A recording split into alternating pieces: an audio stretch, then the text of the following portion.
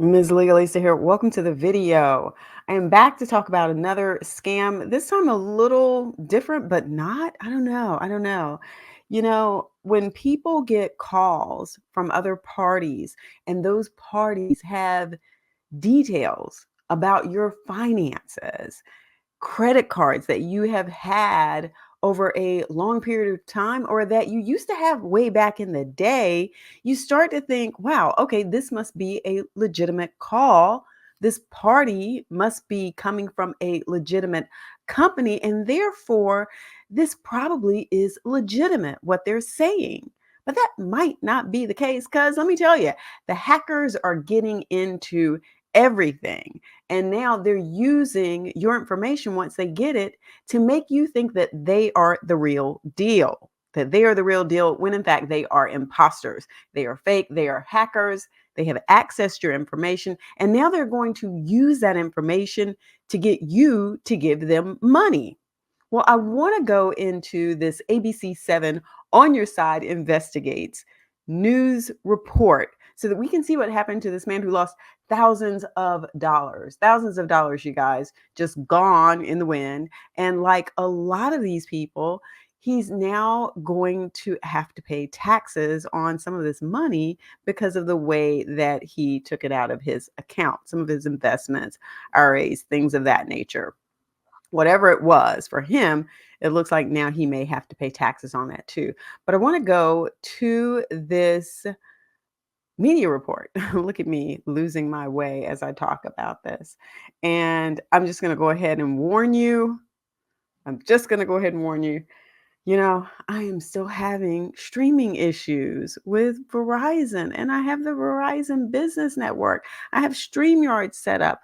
I got my, good audio here, my webcam. And yeah, and I can't even share this stuff like I want to share it. So I'm going to try. If not, I may just have to you'll find out in the final cut. Let's put it that way. Let me go over here and hit this button so we can get started. A Concord man who once professionally helped people with security became the victim of a scam himself. Yeah, not only did he lose his life savings, he also now owes more than $30,000 in taxes as a result of the scam. It seems unbelievable. And let me check one thing before I get started. Look at me. This is just, I guess I wasn't as prepared to do this today as I usually am. I need to actually go back and check a couple of setting things here that I didn't check before I got started. Okay, it all looks good. Let's head back over to this. Sorry about that. That's just the way it works sometimes. Terrible. I-Team reporter Melanie Woodrow has this special 7 on Your Side investigation. Kristen and Larry, the perpetrators in this example took advantage of this victim's sense of right and wrong. They convinced him that he had done something illegal, and they had lots of proof. They told him that they were federal law enforcement officers, and at one point even involved unsuspecting couriers who may have been rideshare drivers as part of the scam. It all fell apart when a CVS employee more than 400 miles away in Huntington Beach, California, had a feeling something wasn't right. Hi, is it Chester? Yes. Hi, Chester. It's Officer Matthews with Concord Police Department. Yes. On March 27th, Concord police showed up at Chester Freilich's home. And they say, you've been scammed. Freilich says it all began earlier that month with someone claiming to be from Xfinity. According to a police report he later filed, Freilich told investigators Xfinity told him someone used his personal information to upload videos to a pornographic website and that they were generating a report to the Federal Trade Commission. And about an hour later, I get a call from this man called Jason Brown from the FTC. And he informs me that I'm under investigation for wire fraud. And he lists all the credit cards I've had in 40 years. Freilich says Agent Brown also told him someone rented an apartment in Texas in his name and that the FTC didn't believe he'd made those transactions. To help him, they would move all his money to a secure account. And the scam continues. After a couple of days, they have me withdraw more money. And this goes on about 5 times. Freilich received a letter he believed was from the Department of the Treasury confirming the plan to clear his name. He put large amounts of cash and gold in boxes picked up by couriers who supplied a password he'd been given. Concord PD believes the couriers may have been rideshare drivers. it doesn't appear in most of the cases that the couriers are involved. They're somewhat unknowing participants. He continued receiving letters confirming the transactions until one day he was told there was no courier in his area and that he'd have to mail $8,500 in cash in a box to Huntington Beach via UPS. So I do that. And that's when I find out somebody's knocking at my door, and it's the police department from Concord.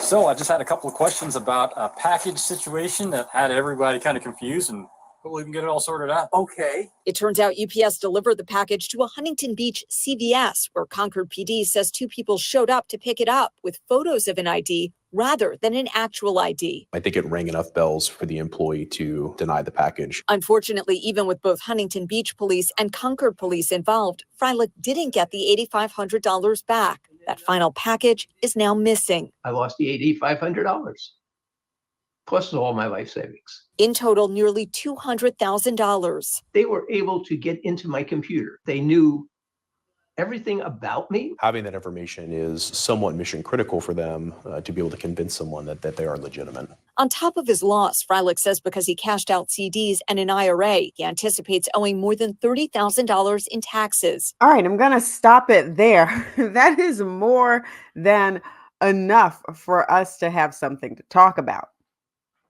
Chester. Let's go back and see how we can help Chester out with this. And, I'm not blaming Chester for any of this, but we want to inform Chester and other people like him what to be on the lookout for when you get these phone calls. The thing that sort of threw Chester off was, like he said, they had 40 years of information about him. Most of us are going to say, well, that's Big Brother, that's big government, that's them keeping an eye on us because that's what they do. So some people are going to buy into that. This is the government. Who wants to go up against the government? Nobody. You go up against the government and you lose. You go to jail. You have to pay huge fines. You get into trouble. Most people don't want to have to experience that. Well, Chester is most people. He didn't want to have to experience any of this either. But here are some big red flags here. First of all, okay, even if you're going to go along with the fact that they are the government, these people who are contacting you, trust but verify. Ask for some numbers and then go to a website, look it up on your own. Call on your own. Do your own research.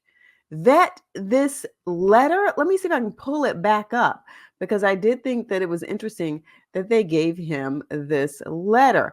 Let's take a look at this letter. I want to see if we can read it here. See what it says. I have to put on my glasses because it is kind of fuzzy. It says, Mr. Chester Freilich, this is to inform you that you have been charged with criminal charges for money laundering activities in regard with the evidences collected and investigated by the Department of U.S. Treasury, local sheriff officials, also per the law of the first sentence makes absolutely no sense. I know what they're trying to say, but really, I can tell you that if you're charged, you're not going to get a letter in the mail from the Department of Treasury that looks like that and is just blubbering in this first line. Like, I mean, come on, with the evidences collected, what in the world? It just doesn't even make sense. But I get it. I say this to people when I'm talking to them on the phone. If you're not used to reading letters like this or seeing letters like this or understanding what it would look like, I totally get how this can throw you. But I want you to take a look at this first sentence. This first sentence should be enough to put your flags, sirens, whatever it is. It should be enough to be going off for you. Look at this. This is to inform you that you have been charged. And yet it's a letter. That should indicate a concern right there. If you've been charged, pick up the phone, call your local bar association and say, hey, it says here I've been charged. It says up here, sheriff's officials. Call your sheriff's office. Find out, hey, it says here I've been charged. Take it to them. Verify. Verify what they're telling you in this letter. Don't just go with something that they're sending you, because this makes no sense. So they've got this law up here. Then it says, in reference to above, the poor writing ought to, you know, give you a moment of pause there. You have been contacted by the assigned official and as well as FTC special agent in charge to investigate about the same. And we have found that you have nothing to do with these criminal activities and that your identity has been stolen by the real culprits and you were completely ignorant and unaware about the same. Yet they said in the first paragraph that you have been charged. You get that this makes no sense, right? So up here, I've been charged, but now you're saying, oh, it wasn't me. That doesn't even add up. It doesn't add up. It doesn't make sense. When you're reading this, just take it down to a basic level of understanding.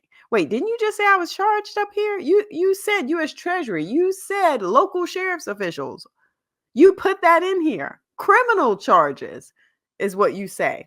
And now you say, I'm not the real culprit. Well, then how am I being charged? Doesn't add up. Doesn't add up. Due to recent developments in the investigation, assigned official was willing to help you not only to clear your name, but as well as to secure your financial and personal assets by following the court protocol of the U.S. Federal Claim Court House. I've never heard of such a thing. Maybe I've been missing out, because what is the U.S. Federal Claim Courthouse? I don't know what that is. That I'm thrown here. I'm flabbergasted. You can see now I didn't read this in advance, right? Because I would sound a little bit more professional than I sound. Treasury, which was clearly explained to you, and after which you would comply with the procedure to secure your financial assets with U.S. Treasury till the time your name is cleared and updated in all the financial and federal agency. Like, it's incomprehensible. It is. It just doesn't even flow. This goes back to English 8th grade 101. Just very basic. What is this sentence structure here? Could you even follow? Where is the noun and the verb and the part that comes after it? And then let me break that down to some sort of understanding. What does this mean to me? I don't know what that says. I don't know what that says. It is the craziest sentence I've ever seen. And whatever you will be securing with the U.S. Treasury will be refunded back to you, respect to your respective bank accounts as, and I can't read the rest of it because you've got the whole banner there in front of it. But this was in March. This was just a few months ago that he received this. So this is very recent. This is not some sort of old scam that I'm showing you here in the letter. This is something that's going on now.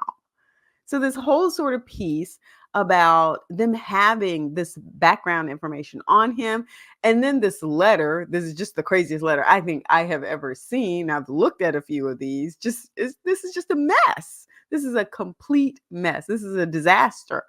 The unfortunate thing, though, is this cost Chester $200,000 and he can't get it back. He can't get it back. Now, this whole piece about the people at the CVS or wherever it was who said, hey, a copy of a license. That's not, yeah, that's on the other end. There are whole questions about what happened to his $8,500 in CVS. I think I'd be ready to file a suit against them. But let's go to the next piece. Okay, so Chester's gotten this letter. The letter is funky as I don't know what. The courier. So we're now using a courier service that, as I said in this media report, may have been a ride share courier who probably didn't know what was going on. Red flag now for everybody. If this is happening to you and they say, we're going to send a courier and it's someone who shows up in a Toyota, you know, in a Toyota Corolla, not putting down Toyota Corollas. I'm just saying, is this what you expect of your government official? Or should they be driving the government car? Should they have government ID when they knock on your door to pick it up? Like, where are the questions around that? I didn't really hear the news report address any of that. So I'm really pointing it out to people who may be also in Chester's predicament. The courier is going to show up at your house and gonna have a password. A password. That is their way of trying to get around. And let me get rid of this letter. That is their way to try to get around saying, where is your US government ID? Oh, no, we're not going to do that. We're going to do a password. Well, why aren't you going to do that? Don't you have US government ID with you? And if you do, I am then going to call to verify who you are. It makes no sense that you would just box up money and give it to someone without getting their identification and confirming who they are. And you're just going to give them thousands of dollars. These things, when you add them up, they don't make sense. They don't make sense. So we have to start thinking a little bit more clearly. And one thing I've heard recently, I don't think it was this one, it may have been another one, where the government official, I think it was maybe an FBI agent, said, take a beat, take a pause, take a breath. And don't feel like you have to be rushed into making a decision right then. That's what they're hoping for. They're putting all of this pressure on you.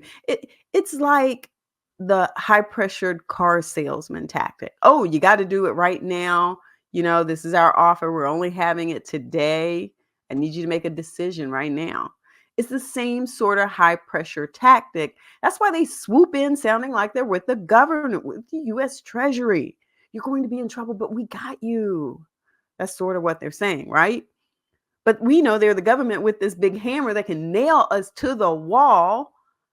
And so we feel pressured to act immediately instead of taking that pause and taking that breath and going, wait, boxing up money, this funky letter, some courier with a password, but no ID. I don't think so. I don't think so. So here's something I'm going to suggest. Now, we talked about some of these red flags. Here's something I'm going to suggest. People don't want to do this. They're not going to want to do this. I'm going to suggest it anyway, even though I know people are not going to want to do this. You know why people are not going to want to do this? Because first of all, they don't want to be put in a position where they feel like they might be getting scammed, at least not in public. Okay? Here's what I need you to do, Chester and Chester-like people who might be in a situation. The next time somebody calls wanting money from you, wanting you to box up money, go to your bank, box up money, cash, ship it to them, transfer via wire transfer funds for crypto or something else, take out a whole bunch of cash and buy gift cards or get a whole bunch of cashier's checks. The next time any party, whether it's supposedly from your bank, whether it's supposedly from the US government, whether it's supposedly from a quote financial advisor who is fake, whoever is asking you to do any of those things, hop in your car and drive over to your bank. When you get there to do these transactions that you get ready to do, run some of this by them. Say, hey, I need to withdraw X amount of dollars because I was just on the phone with a representative from the US Treasury Department who says that I need to box up $8,500 and that a courier with a password is going to come pick it up. And that's why I'm withdrawing this money. Do you think this is a scam or not? Go over to your bank, run this scenario by them when you're withdrawing the money and ask them what they think. And I don't want to say I guarantee you, but I really think most of the time they are going to ask you to take a pause too. They may alert you and say, wait, what? Tell me again, what is going on? Because I just did a video yesterday. Actually, I think Did I do it yesterday? Well, I posted it yesterday. I turned it on YouTube yesterday, where a woman had transactions and she was moving this money out of her account. Fifth Third Bank was the bank where she had her money. They said that they asked her a series of questions about these transfers, about these cashier's checks, and she passed the test. Now, it does make you wonder what kind of questions were they asking, number one. And number two, the other side of that is, well, did the woman answer truthfully? Because sometimes, we want to hide. We want to hide. We don't want to feel like, we've gotten in over our heads, that we don't know what we're doing, especially as we get older. We still want to have our independence. And we don't want to feel like we don't have it all together anymore. So sometimes we're afraid to share with other people. One of the things that she said in this other video was, once this happened and she'd been scammed, she was afraid to tell her kids because she had to sell the house and she was having a garage sale now in order to get money. So people don't want to blast all of this out there with family members, and they definitely might not want to be in the bank going, hey, I think I might be scammed, but I got to take out $8,500 and put it in a box because a courier is going to come by and get it with a password. Yeah, sometimes you don't want to say that. But if you say it out loud like that, if you say the whole thing out loud, and if it sounds funny to you, it probably isn't really funny. It's probably a problem. Probably a problem.